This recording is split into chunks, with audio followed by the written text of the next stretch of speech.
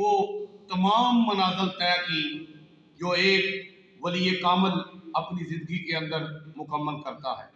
और आपके पीर व मुर्शिद ने आपको तरीक़त की इब्तदाई मंजिलों से लेकर आखिरी मंजिल तक अपनी सोबत के अंदर रख कर ये तमाम फैज़ान जो था वो अता फरमाया। और फिर आपको मदीना मुनव्वरा अपने साथ और मक्का मुकरमा हज बैतुल्लाह की अदायगी के लिए लेकर गए। जब आप अपने पीर व मुर्शिद हज़रत ख्वाजा उस्मान हारवनी रहमतुल्लाह तआला अलैह के साथ मक्का मुकरमा के अंदर गए तो ख्वाजा उस्मान हारवनी ने आपको अल्लाह की बारगाह में पेश किया।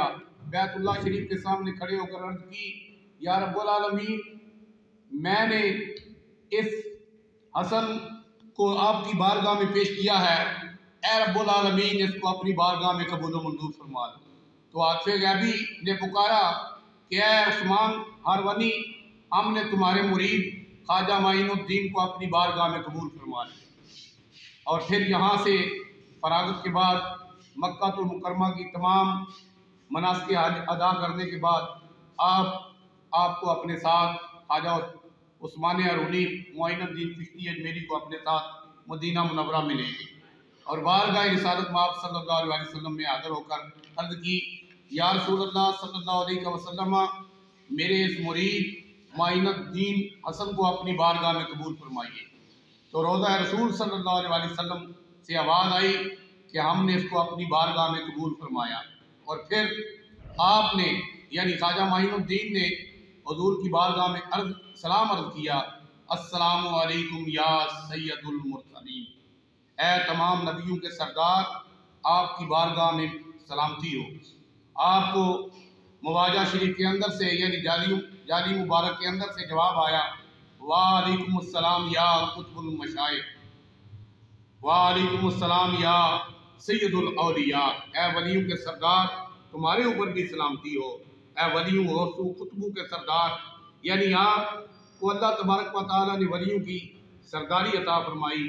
और फिर आपको एक दिन हज़ूर सल्लल्लाहु अलैहि वसल्लम ने हुक्म दिया कि ए माइनुद्दीन हसन, अल्लाह तबारक व तआला ने तुमको मेरे दीन के लिए पसंद फरमा लिया है, जाओ हिंदुस्तान के अंदर, इससे आपसे पहले एक मेरा बेटा हुसैन नामी जो है वो सैयद थे, वो गए हैं, उनको काफिरों ने शहीद कर दिया है।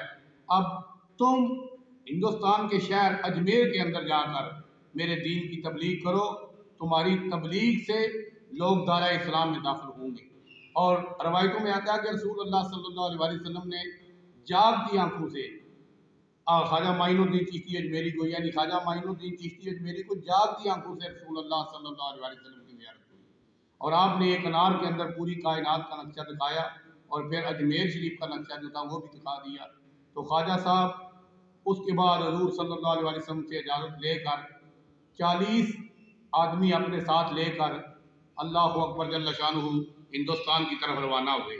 और सबसे पहले आप बगदाद शरीफ के अंदर आए और हज़रत हुज़ूर गौसुल आज़म जिलानी, महबूब सुबहानी, कुतुब रब्बानी, कंदील नूरानी, शहबाज़ लामकानी, अल हसनी वल हुसैनी, सैयदना हज़रत मीरा मुहियुद्दीन अब्दुल कादिर जिलानी, पीर पीरा मीर पीरा शाह शाह आपकी बारगाह में हाज़िर हुए और आप 57 रोज़ तक एक कमरे के अंदर रहकर आपने चिल्ला किया अल्लाहु अकबर जल्ल शानुहु।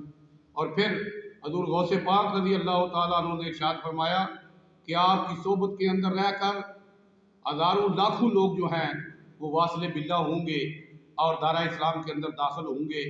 अल्लाह ताला आपको बहुत उरूज अता फरमाएगा। और आपने फरमाया कि जब तुम्हारा गुज़र लाहौर की सरज़मीन से हो, हिंदुस्तान का ये एक शहर है, आपने फरमाया ये हिंदुस्तान का एक शहर है लाहौर, जब तुम्हारा गुज़र लाहौर की सरज़मीन से हो तो वहाँ अल्लाह के एक शेर हज़रत सैयद अली अजमेरी अल मारूफ हज़ूर दाता गानी बख्श लाहौरी रहमतुल्लाह तआला अलैह जो हैं वो आराम फरमा है, तो उनकी बारगाह में सलाम करके फिर अजमेर शरीफ जाना। तो हज़रत ख्वाजा माइनुद्दीन चिश्ती अजमेरी जब लाहौर पहुँचे तो 40 दिन का चिल्ला किया और फिर दाता हुज़ूर रहमतुल्लाह तआला अलैह का जब आपको दीदार हुआ, दाता साहब ने अपना फैज़ अता फरमाया तो बेसख्ता ख्वाजा माइनुद्दीन चिश्ती अजमेरी की जुबान से निकला, गंज बख्शे फैज़ आलम मदहरे नूरे खुदा, नाकिसारा पीर कामिल कामिलाना रानुमा। और फिर हजूर दाता साहब रहमतुल्लाहि तआला अलैह ने वो नूरानी हिस्सा जो औलिया अल्लाह दूसरों को अता फरमाते हैं, ख्वाजा साहब को अता फरमाया। और यहाँ से फिर हजूर ख्वाजा गरीब नवाज रहमतुल्लाहि तआला अलैह अजमेर शरीफ की तरफ जो थे वो अपने सफ़र पर चल पड़े। और अजमेर शरीफ जाते हुए आपने 700 बड़े बड़े जलील और कदर लोग जो थे उनको कलमा पढ़ाया और दारा इस्लाम के अंदर दाखिल किया। फिर जब आप अजमेर शरीफ के अंदर गए, अल्लाह अकबर, ये कुफरस्तान था और यहाँ लोग जो थे वो बुतों के पुजारी थे और 40 मन घी या तेल जो था वो मंदिरों के अंदर रात को चिरागा करने के लिए खर्च होता था। आपने अजमेर शरीफ में पहुंचकर दीन इस्लाम की तबलीग शुरू कर दी। आप एक जगह पर बैठे, जब राजा पृथ्वीराज के आदमी आए तो उन्होंने कहा कि है फकीर, है दरवेश, यहाँ से उठ जाइए, यहाँ पर हमारे ऊँट बैठते हैं। तो आपने फरमाया हम फकीर हैं, अल्लाह के बंदे हैं, तुम किसी और जगह पे ऊँटों को बिठा लो। तो उन्होंने जिद की, उन्होंने कहा कि नहीं, हमारे फकीर, हमारे ऊँट यहाँ पे ही बैठते हैं। तो ख्वाजा साहब रहमतुल्लाहि तआला अलैह ने इरशाद फरमाया, अच्छा यहाँ पर ही तुम्हारे ऊँट बैठते हैं तो बिठा लो उनको, यहीं पर बैठे रहेंगे। जब उन्होंने बिठाया और सुबह को उठाने लगे तो ऊँट जो थे वो उठने का नाम नहीं लेते। उनको पता चल गया कि ये उस फकीर की ज़बान से, उस वली की ज़बान से ये बात निकली है। दिल से जो बात निकलती है असर रखती है, पर नहीं मगर ताकत परवाज रखती है। निगाहे वली में वो तासीर देखी, बदलती हज़ारों की तकदीर देखी। ये वो अजमेर था जिस पर आपने 90 लाख हिंदुओं को दायरा इस्लाम में दाखिल किया। आपकी पहली बात जो निकली कि यहाँ ही ऊँट बैठे रहेंगे। फिर वो आपके कदमों में गिर पड़े, उन्होंने कहा हजूर माफ़ी दीजिए। आपने फरमाया जाओ, ऊँट उठ जाएंगे। अब ख्वाजा साहब की दुआ से फिर ऊँट उठ गए। अल्लाह अकबर, पहले दिन से ही उन्होंने ख्वाजा साहब की करामत देख ली और फिर लोग आपके आला करदार और गुफ्तार को देखकर दारा इस्लाम में दाखिल होने लगे। जो हिंदू जो थे वो दारा इस्लाम में दाखिल हो रहे थे और राजा पृथ्वीराज जो था उसको ये बातें बड़ी नागवार थी। उसने हर तरह कोशिश की कि किसी तरीके से दीन इस्लाम की तबलीग जो है इसको रोक दिया जाए। एक दिन उन्होंने एक मस्त हाथी जो था वो ख्वाजा गरीब नवाज की तरफ रवाना किया। जब ख्वाजा गरीब नवाज के वो हाथी करीब आया, अल्लाह अकबर, ख्वाजा साहब ने थोड़ी सी मट्टी उठाई हाथ में और उस हाथी के ऊपर फेंक दी। यूं ही वो मट्टी हाथी के ऊपर पड़ी, हाथी उसी जगह पे पत्थर में तब्दील हो गया, सिल पत्थर के अंदर तब्दील हो गया। उन्होंने बड़ी बड़ी साजिशें की। हज़रत ख्वाजा माइनुद्दीन चिश्ती अजमेरी के सामने से एक दिन सुल्तान शमसुद्दीन अत्तमश जो था वो गुजरा, अभी उसका बचपना था। तो ख्वाजा गरीब नवाज रहमतुल्लाहि तआला अलैह ने इरशाद फरमाया, ये बच्चा बड़ा होकर हिंदुस्तान का बादशाह बनेगा। और आपकी पेशीन गोई उसी तरह बराक साबित हुई। वही बच्चा बड़ा होकर सुल्तान शमसुद्दीन अत्तमश के नाम से पूरे हिंदुस्तान का बादशाह बना। एक आदमी आपकी बारगाह में हाज़िर हुआ, उसने आकर अर्ज़ की, हुजूर मेरे दरख्त जो हैं, मेरे बाग के तमाम फलदार दरख्त जो हैं वो खुश्क हो गए हैं, वो सूख गए हैं, वो बिल्कुल उनके ऊपर कोई पत्ता नहीं है, हुजूर उनके लिए दुआ फरमाइए। तो आपने एक लोटे के अंदर पानी जो था वो भर कर दिया और फरमाया जाओ, जाकर अपने तमाम दरख्तों को, तमाम बाग को थोड़ा थोड़ा पानी उनकी जड़ के अंदर डाल दो। आपकी उस करामत से सारा बाग जो था उस आदमी का सर सब्ज़ो शदाब हो गया। अल्लाह अकबर जल्ल शानुहु। एक पृथ्वीराज जो था उसने एक आदमी से कमिटमेंट किया कि अगर तुम इस फकीर को ख़त्म कर दो तो मैं तुम्हें आधी सल्तनत जो है वो अता कर दूँ।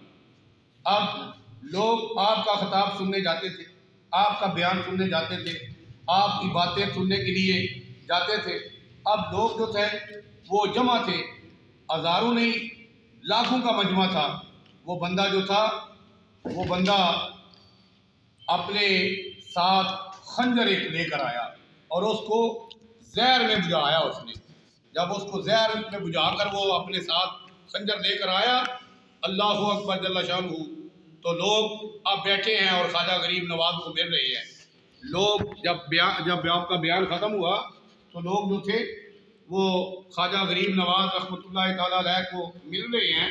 तो वो आदमी पुष्ट करके आपकी तरफ खड़ा है। तो आपने फरमाया जो आदमी जिस काम के लिए आया था वो अपना काम मुकम्मल करे और जाए। अब उसको ख्वाजा गरीब नवाज ने मुखातब फरमाया और फरमाया तुम जिस काम के लिए आए थे वो अपना काम मुकम्मल करो। अब उसने अर्ज किया हज़ूर मैं तो आपका बयान सुनने के लिए आया था, मैं तो आपकी ज़ियारत के लिए आया था, मैं तो आपके दीदार के लिए आया था, मुझे बड़ी रूहानियत मिलती है। अल्लाह अकबर। तो हज़ूर ख्वाजा साहब ने इरशाद फरमाया कि नहीं, तुम मुझे कत्ल करने के इरादे से आए और तुम्हारे पास खंजर है, ज़हर में पूजा हुआ। उसने कहा हज़ूर ये खंजर तो हम वैसे ही अपनी हिफाजत के लिए अपने पास रखते हैं।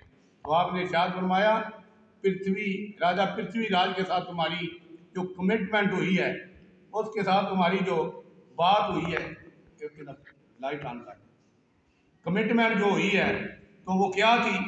वो ये थी कि तुम जो है वो मुझे कत्ल करोगे और आधी सल्तनत जो है वो तुम्हें मैं अदा करूंगा, मैं दूंगा।